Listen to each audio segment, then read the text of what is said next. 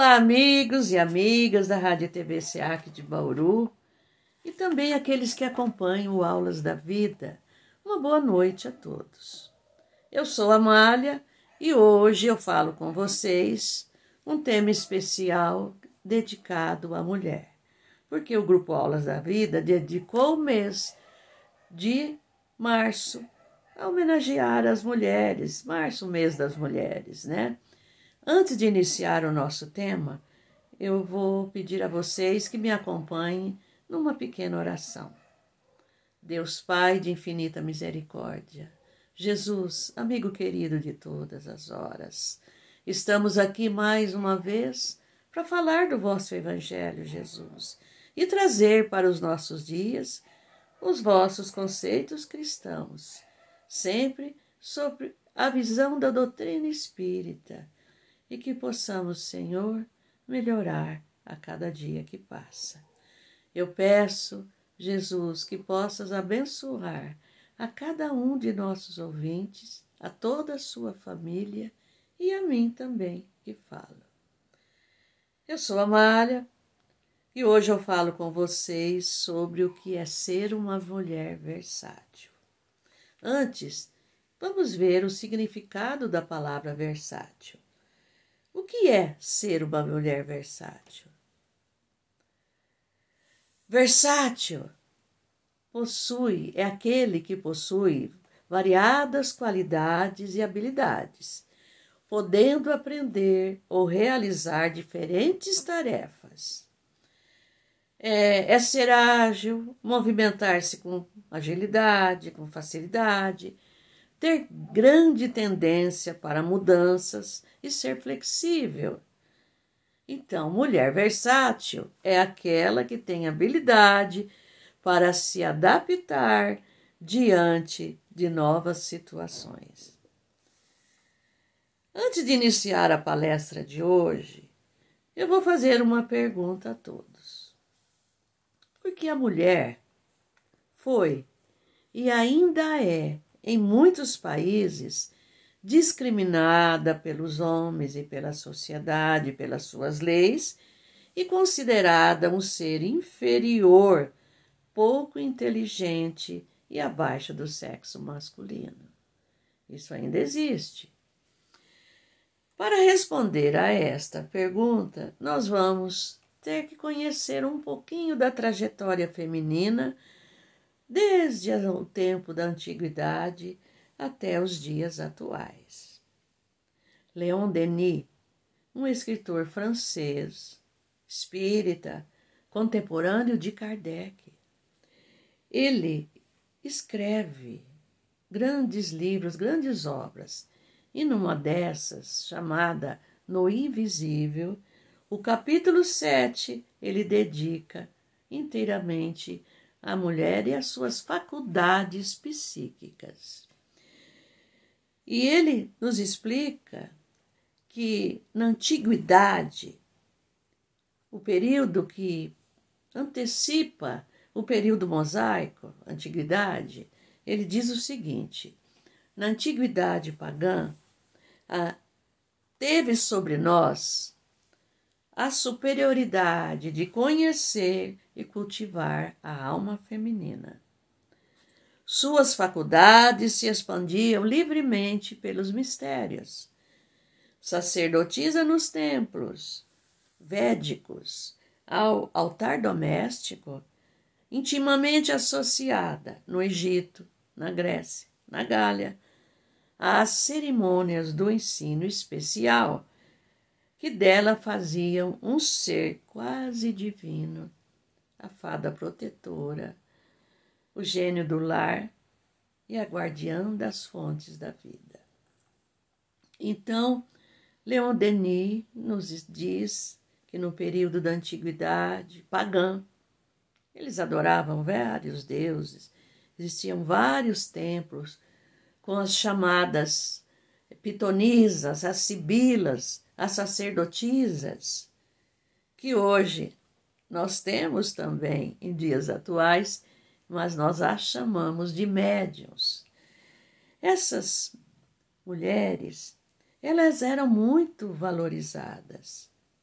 elas eram muito respeitadas, porque aquela educação que recebiam, elas passavam aos filhos. E isso era comum, como ele diz, no Egito, na Grécia e na Gália. Mais adiante, ele continua dizendo: até os 7 anos, o filho permanecia no gineceu, sob a direção materna. E sabe-se que foram as mães gregas, as romanas, as gaulesas, que faziam tudo isso. Gineceu. Então, gineceu era um cômodo da casa, onde a mulher ficava com os filhos, dedicado à educação dos seus filhos, longe dos burburinhos lá de fora. E isso era comum na Grécia, os romanos, em Roma, né? E na Gália, como ele diz. Para desempenhar tão grande missão educativa, continua ele, era necessário a iniciação no grande mistério da vida e destino. Os conhecimentos, vejam só, das leis das reencarnações, que dá a vida do ser que vai desabrochar sob o amparo materno. Então, elas eram muito bem preparadas para procriarem e para educarem os seus filhos desde cedo nos mistérios da vida e até com o conhecimento da lei da reencarnação. Esta significação tão bela, como diz Leon Denis, tão comovedora da mulher, séculos mais tarde seria destruída pela lenda bíblica do pecado original. E foi isso que aconteceu. Séculos mais tarde, no período mosaico, quando Moisés trouxe as leis do Monte Sinai, nós vamos encontrar no Antigo Testamento, principalmente no primeiro livro, Gênesis, textos que se referem à mulher numa linguagem metafórica, numa linguagem comparativa, como sendo uma criação de Deus, vejam bem, a partir da costela de um homem. Mas é uma linguagem metafórica. Muito depressa, os homens daquela época, ignorantes, chegam a uma conclusão. Se a mulher foi criada da costela de um homem, então Deus não lhe deu o sopro da vida. Portanto, ela não tem alma. E por muito tempo acreditou que fosse assim. E sua criação, então, seria apenas para o seu deleite, para servi-lo e procriar como se fosse um animal doméstico. E tem um outro fator muito sério, mas muito sério mesmo, que complicou mais ainda o sexo feminino. Se a mulher ouviu a serpente e convenceu o homem a se revoltar, a se rebelar contra Deus, ela é com certeza muito má, mesquinha, traiçoeira e indigna do homem. Essa visão equivocada daquela sociedade, daquele tempo, só veio reforçar os preconceitos contra a mulher que resultaram na sua desvalorização e escravidão pelo sexo mais forte, ou seja, o homem. Aqueles que interpretaram esses escritos do Velho Testamento, do Antigo Testamento, inconscientemente ou não, já sabiam da capacidade feminina e previam o poder que as mulheres exerceriam sobre os homens. E bem rápido encontraram um modo de cortar as suas asas desde muito cedo. antes que elas pudessem antes que elas pudessem voar mais alto. Então, desde pequenina, a mulher já seria educada somente para servir ao homem. Muitos séculos novamente se passariam, até a vinda do grande Messias, tão proclamada pelos profetas da antiguidade. Jesus executaria muitas tarefas quando estivesse aqui entre nós, e executou. Mas ele também seria o grande restaurador da dignidade feminina que lhe fora roubada por tanto tempo.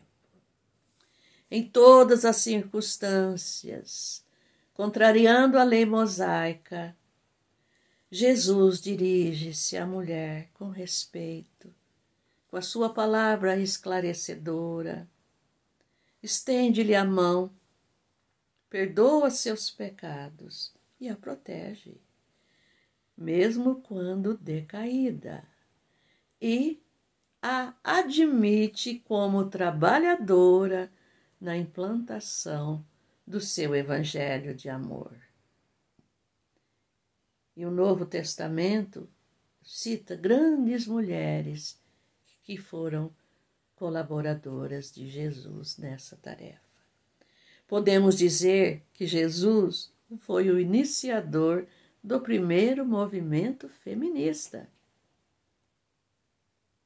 Olha a tarefa de Jesus, o que lhe ocasionou grandes transtornos também, com toda certeza, entre os homens e a lei daquela época.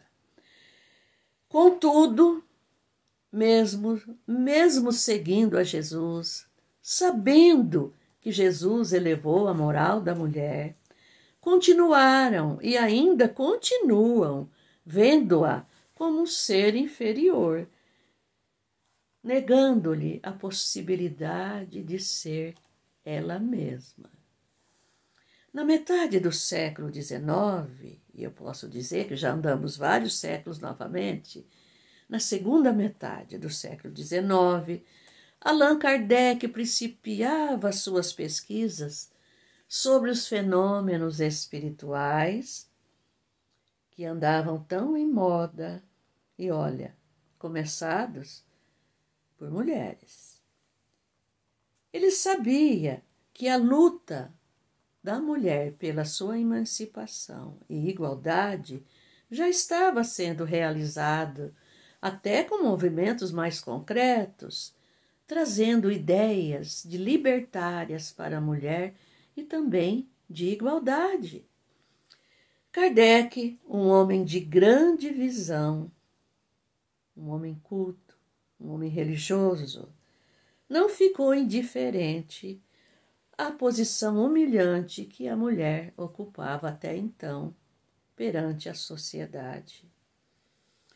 Cuidadosamente, ele prepara várias perguntas sobre a condição da mulher que seriam respondidas pelos espíritos da codificação e publicadas no Livro dos Espíritos em 1857. Uma dessas questões é a de número 817, onde ele pergunta o seguinte: o homem e a mulher são iguais perante a Deus e têm os mesmos direitos? Os bons espíritos respondem com uma outra pergunta e dizem: Deus não deu a ambos o conhecimento do bem e do mal e a capacidade de progredir? Ora, se Deus concedeu a ambos a capacidade de progredirem juntos, então por que foi negado às mulheres esse direito? A esta pergunta nós podemos responder com uma frase de Jesus, quando ele pregava entre os seus, e aqueles que queriam desmoralizá-lo, os fariseus, se aproximaram e perguntaram por que Moisés tinha permitido a carta de divórcio aos homens. O que Jesus responde serve para todos nós.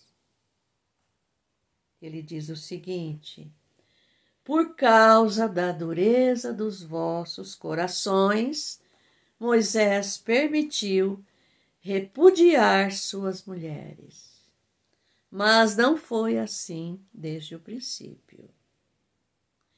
E podemos dizer que Deus não criou a mulher para ser uma serviçal do homem.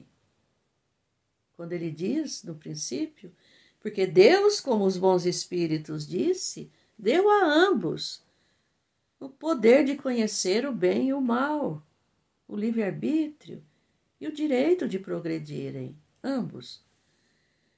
Que resposta maravilhosa de Jesus!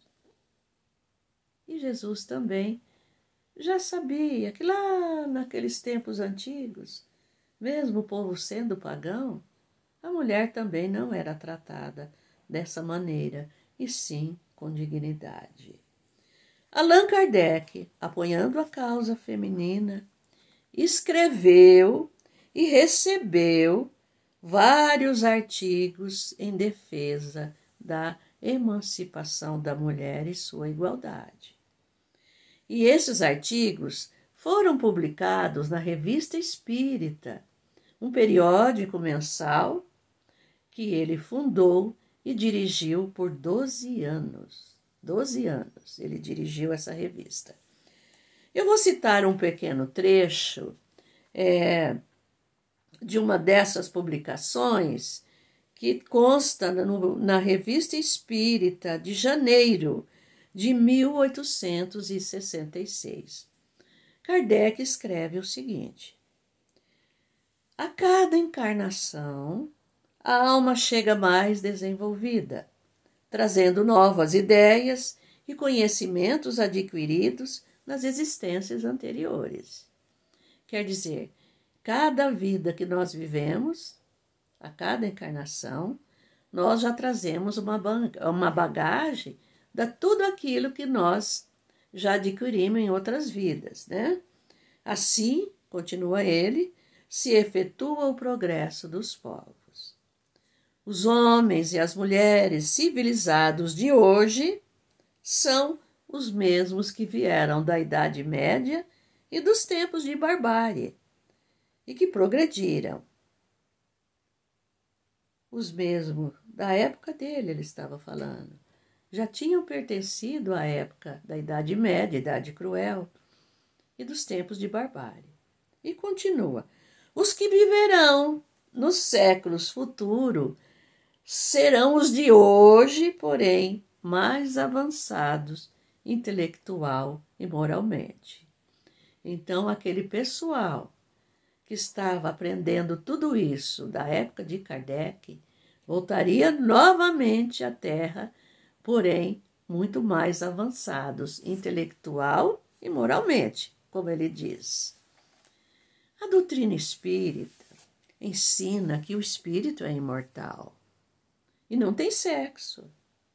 Sendo assim, o espírito que animou um corpo de um homem, no futuro poderá animar o corpo de uma mulher, ou vice-versa. O que está animando hoje um corpo de uma mulher, no futuro poderá animar o corpo de um homem. Mas seja num corpo feminino ou masculino, o espírito vai adquirir experiências e novos conhecimentos a cada existência vivida em mundos materiais.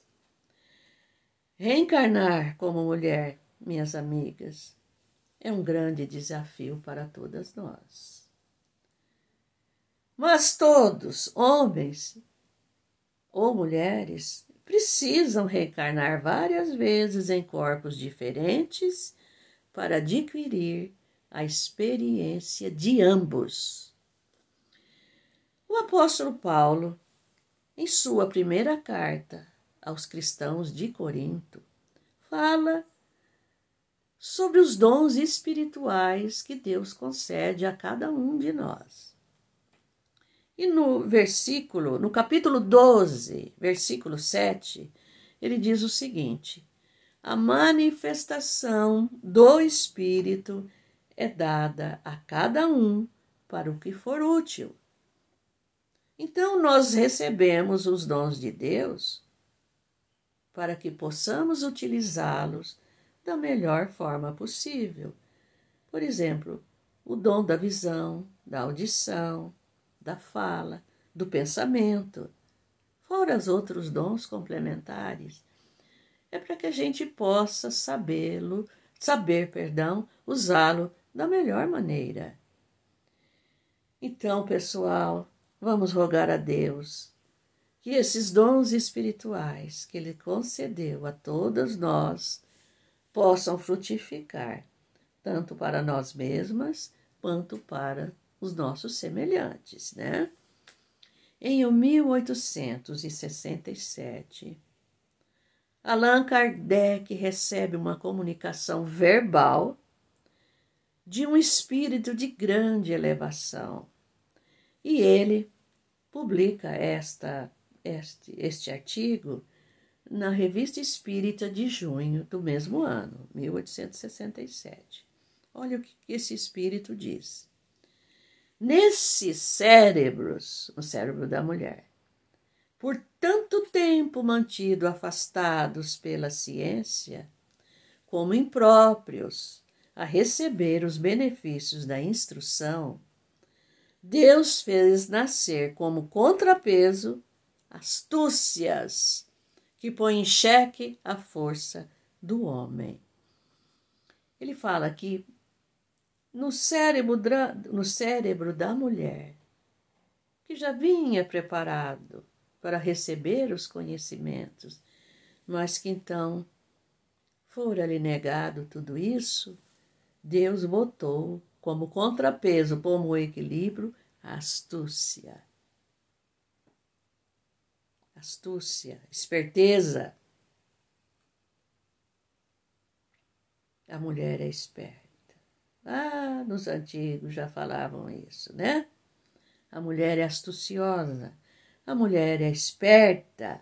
E ele continua dizendo: concebe-se que a mulher é fraca, o homem é forte, é sábio, mas a mulher é astuciosa e a ciência nem sempre triunfa contra a astúcia. Que visão maravilhosa desse espírito! Meu Deus! Observai-a, ele aconselha.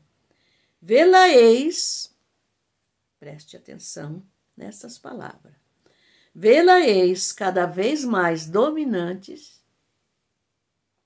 mas ela não consumiu toda a sua força, conservou-a para tempos mais oportunos e aproxima-se a época em que chegará a sua vez de a revelar.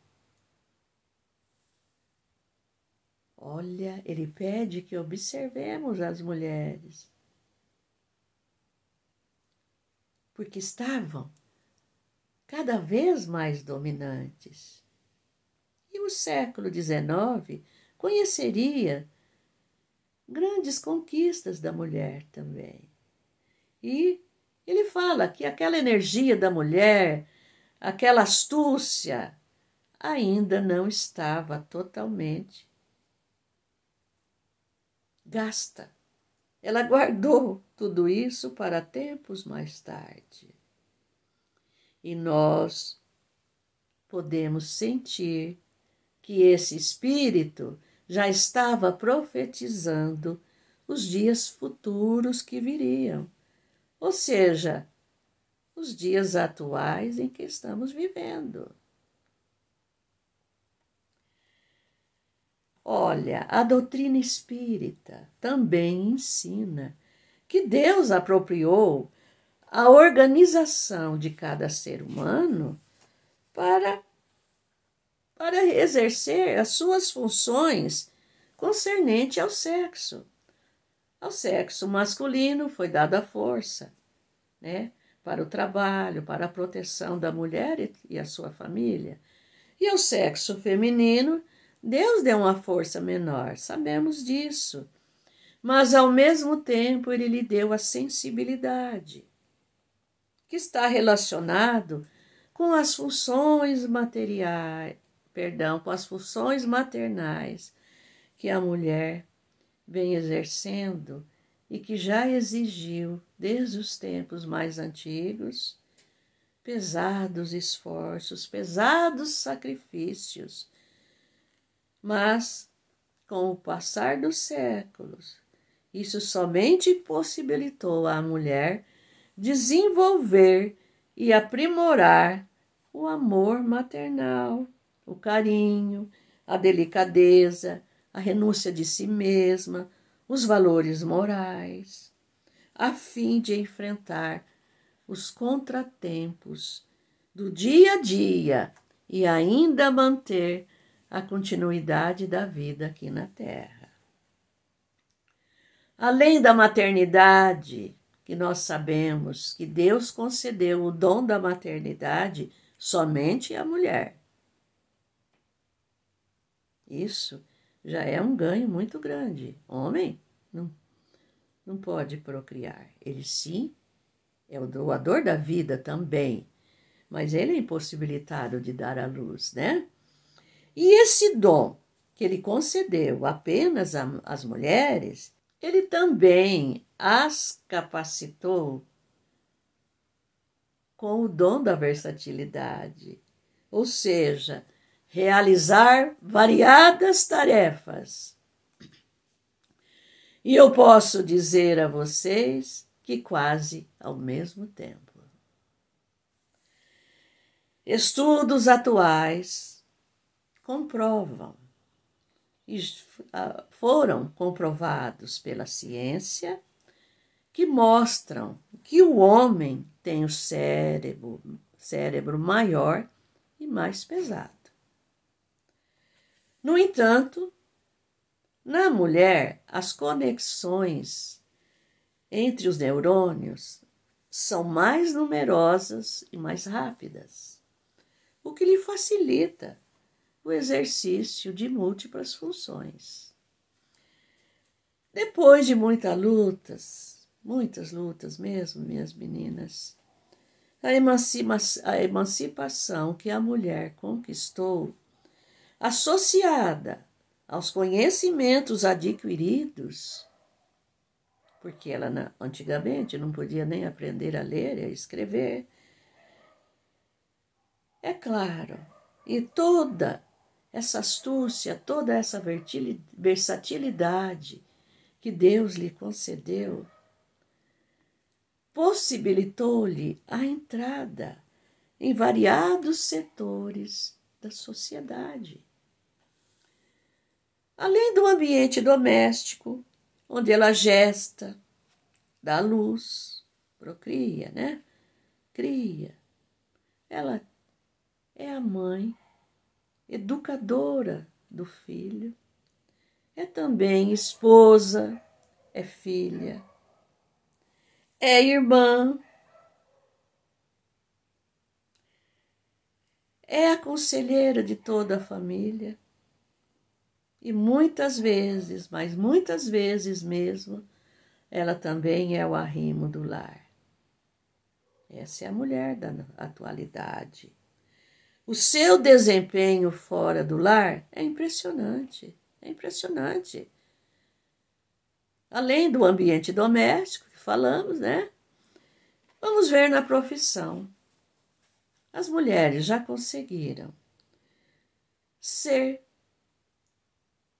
empresárias, grandes empresárias, lideram as empresas, são médicas, engenheiras, cientistas, advogadas, arquitetas, psicólogas, terapeutas, psiquiatras, dentistas, faxineiras, fonoaudiólogas, policiais, astronautas.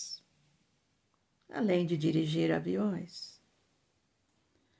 Motoristas, até de grandes veículos, pesados veículos, eu posso dizer.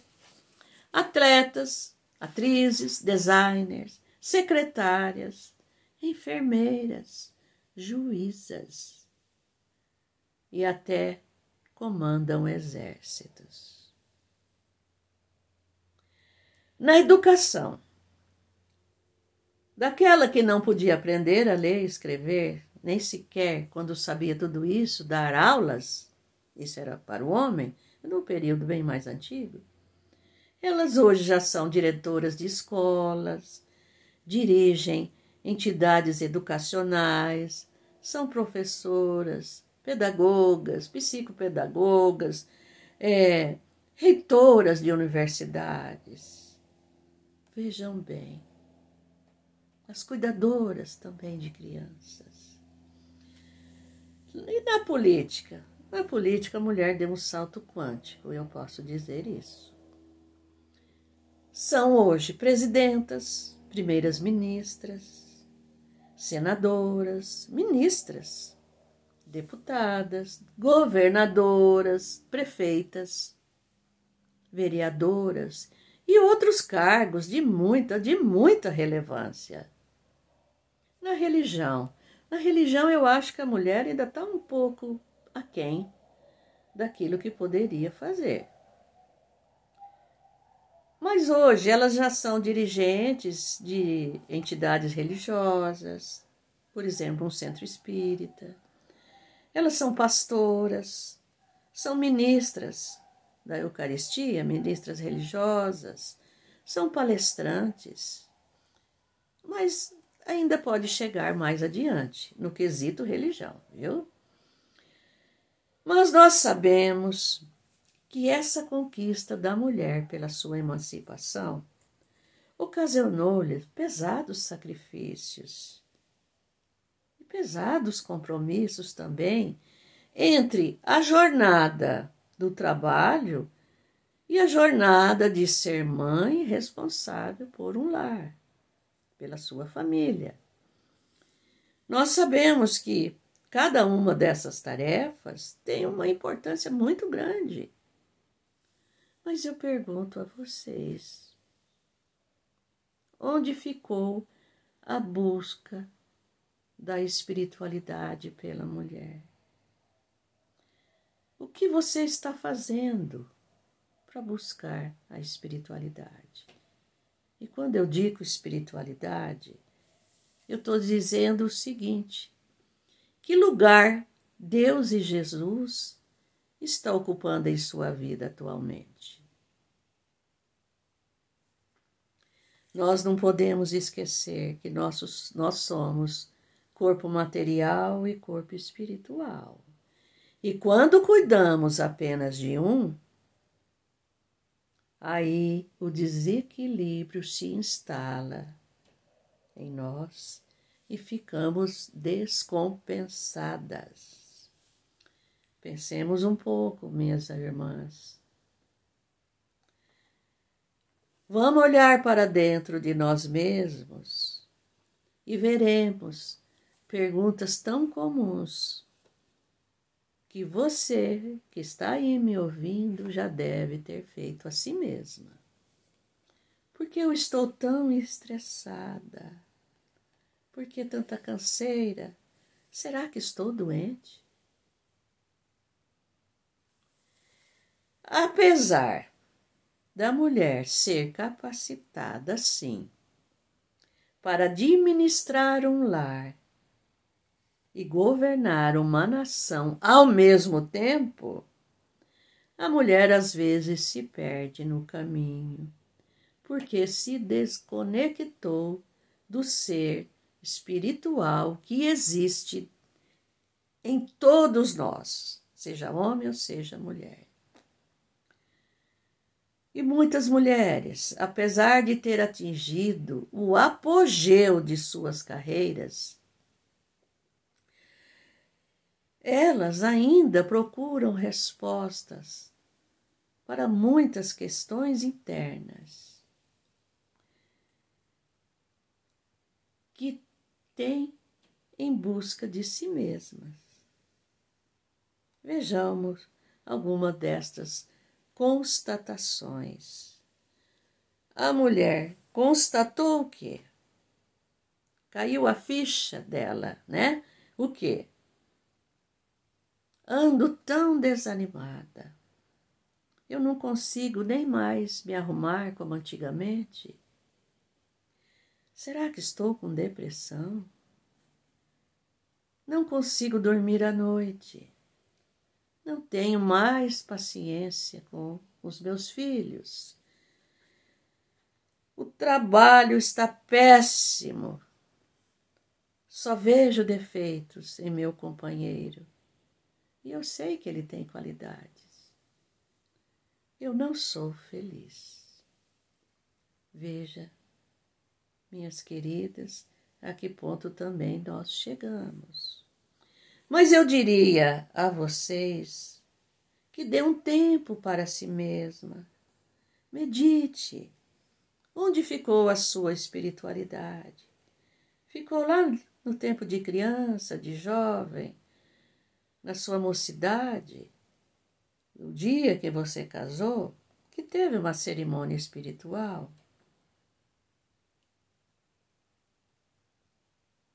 Então eu aconselho a vocês buscar novamente a se conectar com o nosso Criador.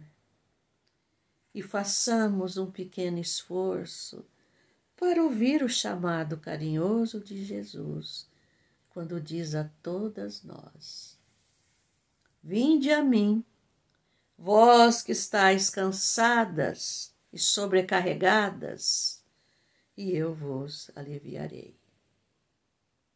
Olha o chamado de Jesus, para que nós tenhamos equilíbrio, paz em nossos corações. Pensemos, meditemos, depois de tantas lutas que as mulheres que vieram antes de nós sofreram, lutaram e conseguiram, por todas nós que estamos hoje, século XXI, reencarnadas aqui, elas conseguiram muita coisa por todos nós. Hoje nós somos mais intelectualizadas. Por quê? Já podemos estudar, fazer uma carreira, trabalhar fora. Nós somos também mais capacitadas e livres para fazer as nossas escolhas. Portanto, não descuidemos da nossa melhor parte, que é o ser espiritual. Esse ser espiritual que habita em nós. Nós não somos só corpo material, corpo físico. E eu convido vocês, vamos conectar novamente com Deus e Jesus. Busque o seu templo religioso, busque a sua boa leitura, busque a oração, busque Deus, busque Jesus. Não tenha canseira para isso, não. Será que nós vamos conseguir? É claro que sim. Vocês já esqueceram que nós somos, diante de Deus, maravilhosas, astutas e também versáteis?